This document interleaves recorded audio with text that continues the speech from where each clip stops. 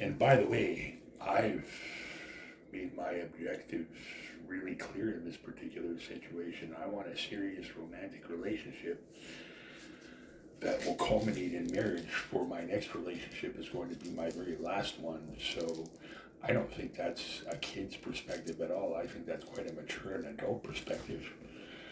The fact that I've gotten the chance and the time and the opportunity to mature a little bit, grow up, and realize what's important to me and what I want in my life is something that I'm feeling very good about. And again, for somebody to say that I'm nothing but a fucking kid or something to that nature, it calls into question where they're coming from, and perhaps maybe they need to spend a bit more time focused on what's important in their lives and what's holding them back and what's keeping them in one place, rather than trying to look at mine and poke fun or things to that nature or make light of any given sort of situation. See, disassociating doesn't just happen when you're a kid, it also happens when you have an extreme amount of trauma in your life and are put into a situation where you either have to stand and fight or you're going to die. And at that point in time, you have to draw strength from something, or you can literally go to a place in your head where your mind is not literally going to snap back and you're not going to be put into a comatose-like situation based on the fact that you have been so traumatized you can no longer function as a human being. See, I didn't have that luxury. I had to continue to move forward because nobody was going to catch me if I fell. And I didn't have anybody that was going to make sure that I still was standing or that my affairs were in order and taken care of. I had to go to work the next day. I had to find money for food. And I had to find money for my basic needs and necessities. So before you sit there and criticize or anything to that nature, you need to understand that when all you have is you to depend on, sometimes any sort of defense mechanism will do the trick. So that being said, have a good day. Be well. God bless. And so very far as everything is concerned, I will deal with things on an individual case-by-case basis. And one of the things that I'm going to deal with is somebody saying, you look like you love me, you look like you love me. And I covered this earlier today.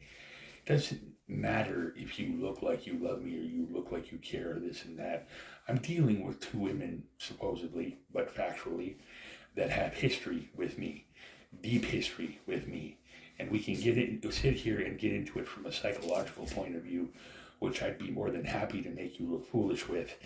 Or we can sit here and get into it from another point of view, and that's a humane and a human point of view, in the sense that over the past little while, I feel like I've gotten to know at least one of those women and both of those women at the same time better than I know certain members of my own family. And I know it's going to bite me in the ass, right? Because we're going to go right back to, well, he said he didn't have any familiar connections and things like that, and making fun of us for giving up our familiar this, whatever. I don't care. Look, I can't help developing feelings because I care about people. And when you care about people and when you have a sexual orientation that is straight or heterosexual, and you're around women for an extended period of time and you spend a lot of time with those women, lots of times you can develop certain feelings of those types of nature. Does that mean that it could turn into something that is unrequited? Yes. Does that mean that over the extended period of time, if not one, but both, have returned those feelings from what they had? Yes. Do I deal with that on a calm and mature basis? Yes. Exactly right. Do I deal with that one at a time? Yes. Have I made my intentions clear that I want to start an actual romantic relationship? Yes. Am I going to be very careful and very selective as to who I do that with, because I want it to last and I want to build a good foundation and get to know that woman properly and thoroughly before I take her to bed? Yes. Does it matter if I spend and take a certain amount of time and be meticulous in that particular regard? No, because I want her to trust me and love me as much as I know in time that I will trust and love her. That being said,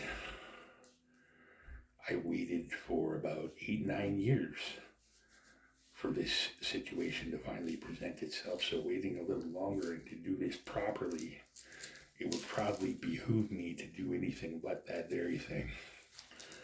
Would it not? What do you think?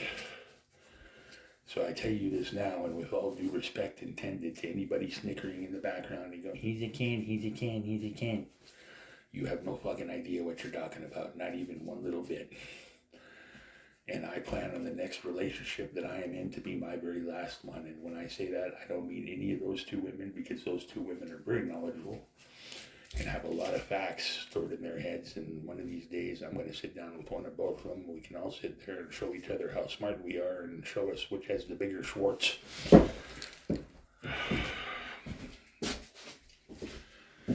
But until that point in time, the very next relationship that I get into is going to be done very carefully, very meticulously, and very, very, very, very selectively, because the next one that I get into will be my last one. She will be my missus eventually. She will be my old lady, and then that's it. Other than that, no more. I'm too old to be dating and running around and dating this woman and dating that woman and dating any other woman. I am in love. I have feelings too. And nothing is set in stone just now, because anything could happen, and even they would agree, for they are intelligent women as well, as I am an intelligent man. So in time, once things progress and continue, that changes, although I think that doing this over YouTube is not the correct place to get it done. I am perfectly fine with whatever avenue she sees fit to address me in, and if that is informed consent is informed consent. But she has been very open in the regard that she sees her future with me, therefore I see my future with her. Not because she says it, but because it is factual. Not because that was the way we were talking, and not because simple words have been spoken, but simple words have been meant and spoken between two adults. When someone says they are in love with you, that is completely different than I love you. As in, I love you, now go downstairs, clean your room, and then go to sleep, or I am in love with you, and I feel passionately about you, and I want to be passionate with you. That is just a small list of the differences between those two sayings. So, that being said, have a very good day. We will see you again, and I will talk to you later.